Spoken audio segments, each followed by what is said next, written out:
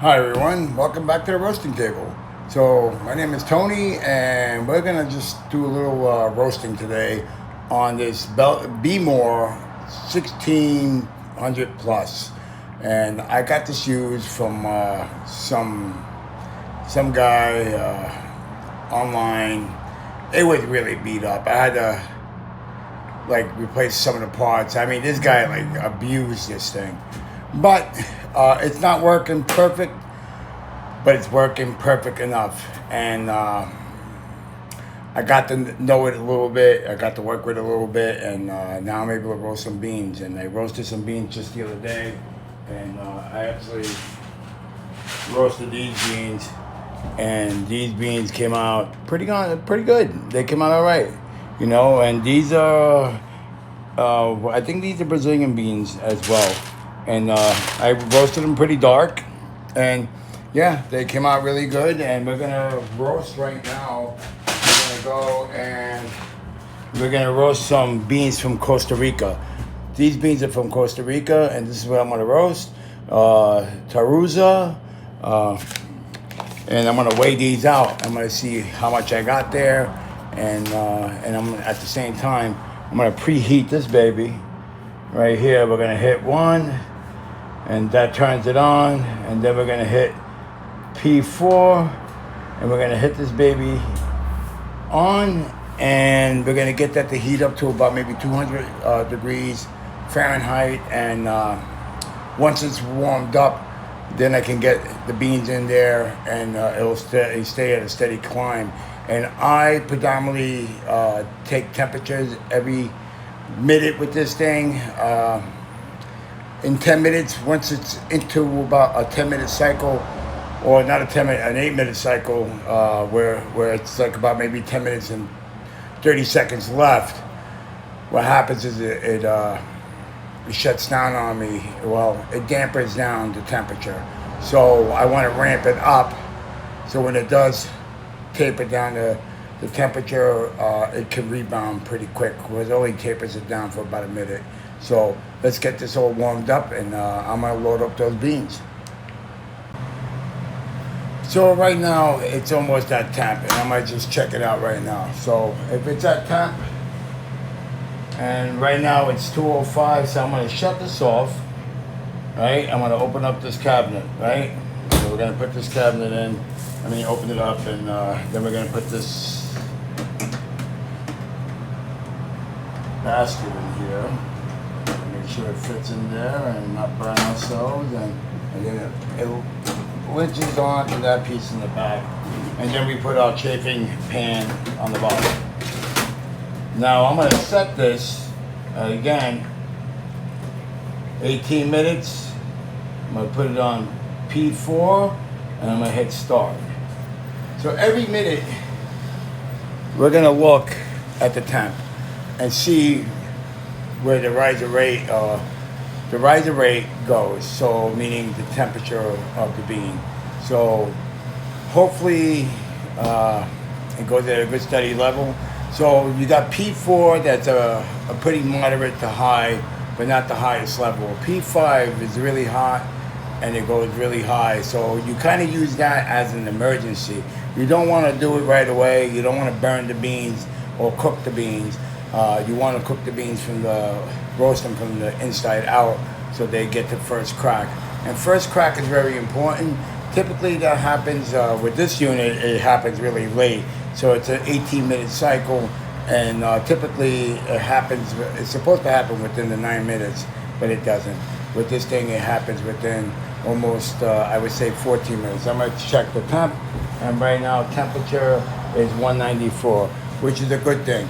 So that means I shut it down at 205, put in cold beans that are still moist and green.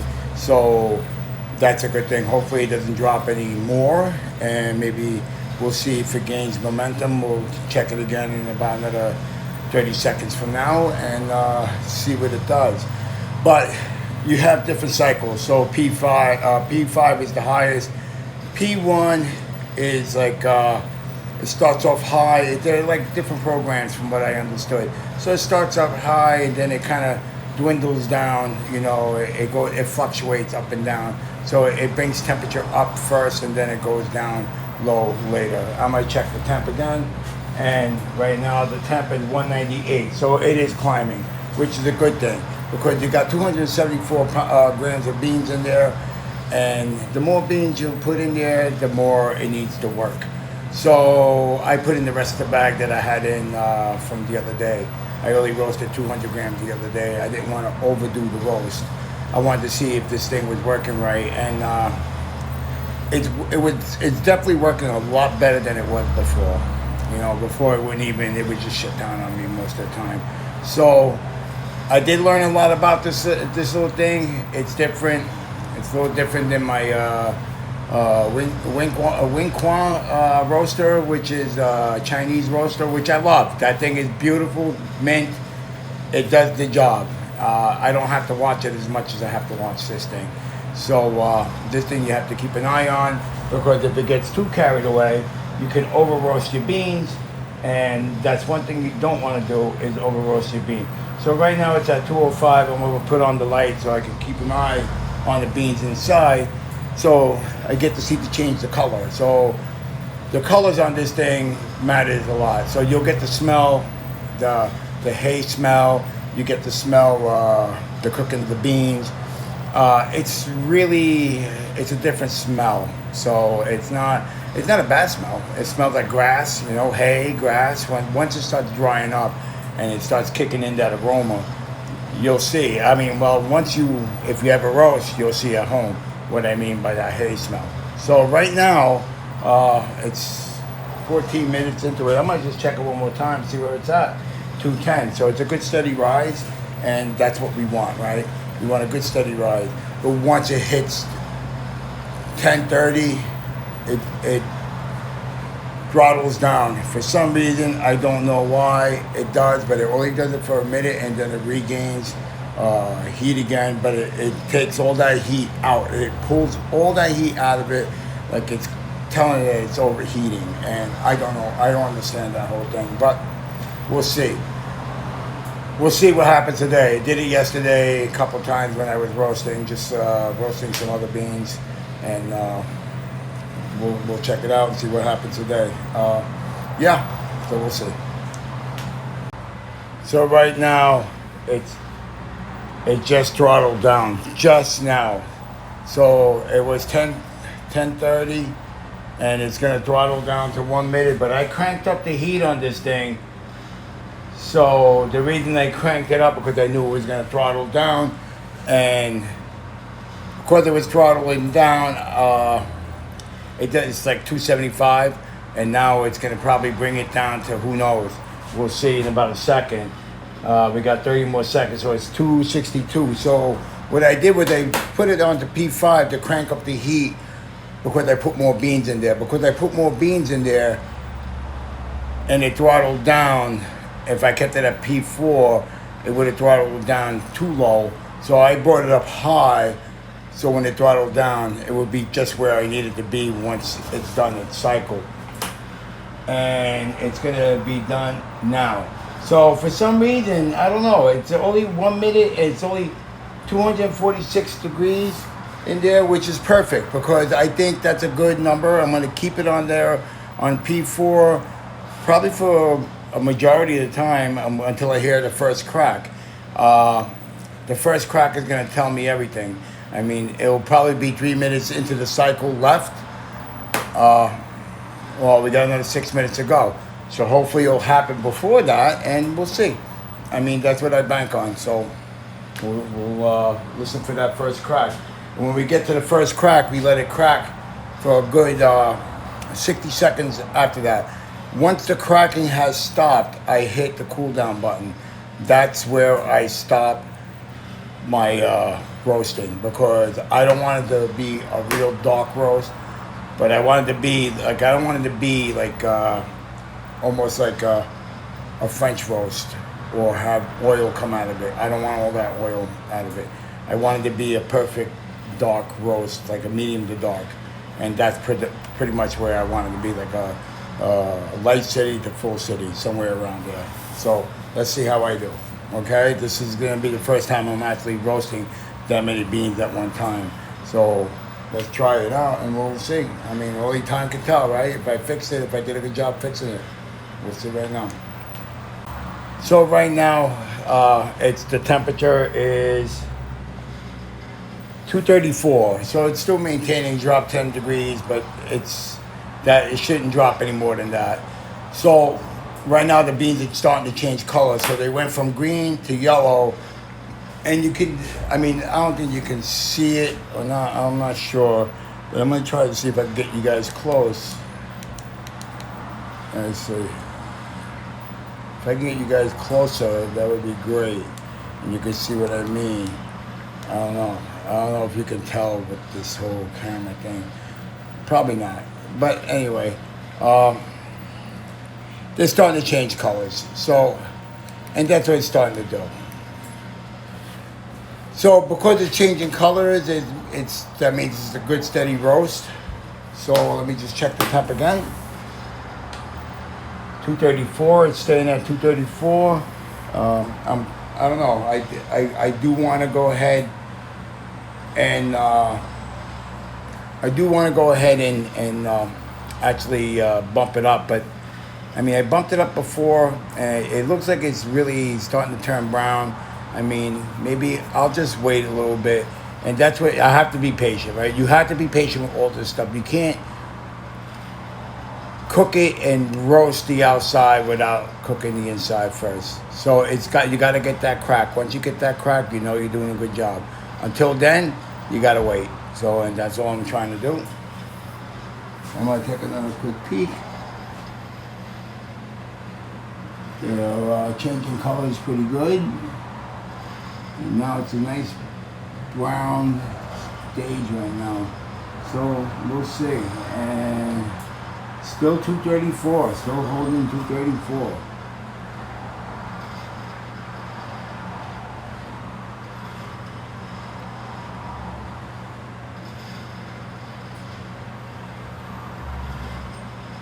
Now it's starting to really change a nice dark color right now. It's getting there, but until I hear that first crack,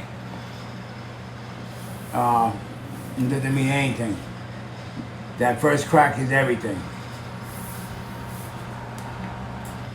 So I just got sound of the first crack. So now I really need to keep an eye on it.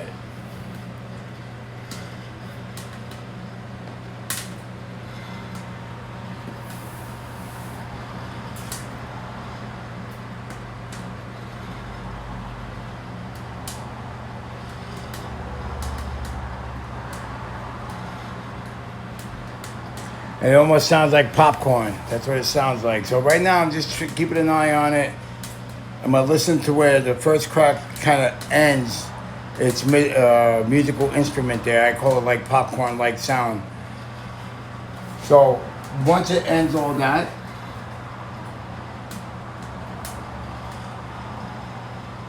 then I'll put it on cool down mode, and it'll start cooling down. It'll stop blowing, it'll stop the cycle of heating, and it'll stop blowing cool air in it.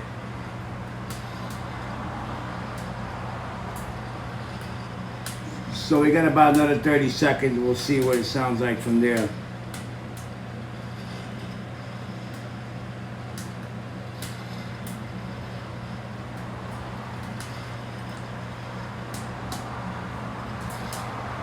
And I'm just looking to see what the colors look like. It's kind of hard with the light and looking behind it a little bit. You can't really see the true color, but it's definitely brown.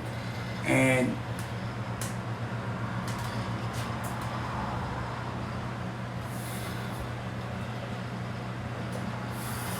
so right now I just threw it down and cooled down. We'll cool it down for about maybe a good 2 minutes. Then I'll crack the door open a little bit, get rid of some of that heat real quick, and then we'll pull them out. And that's pretty much it. And we'll see what they look like. All right, so right now I'm gonna open these suckers up because they're a little bit hot, and I'm gonna just stop it here, shut it off. pull this tray out. And this tray is a chafing tray. There's a bunch of chafing that you get from the peanuts, from the cherries. The cherries, whatever you want to call them, coffee beans, cherries, but they are a fruit. So, and they're a seed, so you know. And these things look friggin' beautiful. Let's see, hopefully I did a good job. It seems like I did a good job. And they're really hot. So I'm gonna close this up. And these are gonna come out.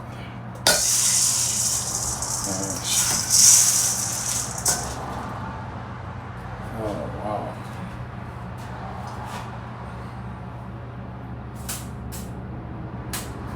I'll put this right on here.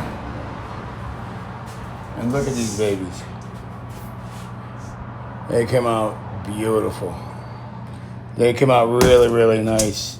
And what you're looking for is the split of the bean, right?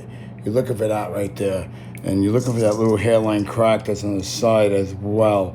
And it's like, I don't know if you can see it or not. I mean, I don't know. You probably can't. But there's a hairline crack right about there where my thumb is. But yeah, that's what you're looking for. And these are pretty evenly roasted, nice color. They're beautiful. So they came out really good. But the funny thing is, I wish I could, like right now, try them, but you can't. You have to let them rest. They have to degas. If you want good flavor, just like anything else, you got to let them rest, and the flavor will come. And these have to rest for about good 3 days, 3 to 4 days. And once your 3 to 4 days are up, then you go ahead and grind some up and throw it in the coffee. That's a good medium to dark with, and then a good pour over. Maybe a good espresso as well. I'll try them both and see how they do. All right. Well, nice talking to you guys. I hope you got some value out of this. The Be More, I fixed it, and it seems to be working okay, except for the throttle down moment. But it's only 1 minute, so now that I know the machine, I can plan for it. So when I get down to 10 minutes and 30 seconds, I know it's gonna throttle down. So I cranked the heat up because I did put in extra beans in there compared to yesterday, and I wanted to make sure that I had enough heat and to stabilize the heat. So I brought the heat up on a P5. And then when it throttled down, it brought it down to 245 or 235, which was usually where it stays when it's on P4 for a long period of time. So I knew that was going to happen. So you want to know something? I put it on P5, put the temp up, and it worked out fine. So nice seeing you guys again, and hopefully we'll talk again on a different note. Ciao.